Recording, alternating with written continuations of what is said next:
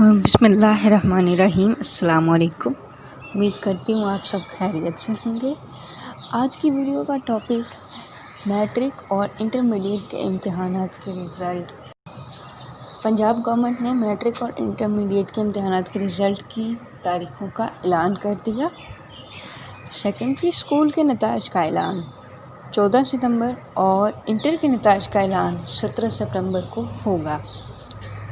Lahore higher education department Punjab ने matric और intermediate के सालाना इम्तिहानात की तारीख़ों का ऐलान कर दिया।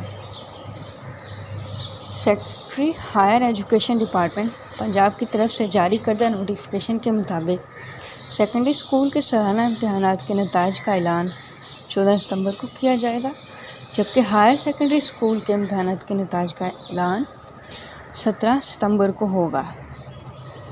सेकेंडरी स्कूल पार्ट 2 के इम्तिहानात में शिरकत के ख्वाहिशमंद उम्मीदवार 17 से 26 सितंबर तक फॉर्म जमा करा सकेंगे, जबकि ये इम्तिहानात 3 से 15 अक्टूबर तक लिए जाएंगे, जिनके नताइज का ऐलान 17 नवंबर को किया जाएगा।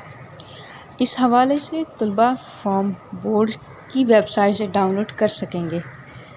सेकेंडरी स्कूल पार्ट 2 के इम्तिहानात के नताइज 45 रोज़ बाद सप्लीमेंट्री इम्तिहानात का इनेकाद होगा।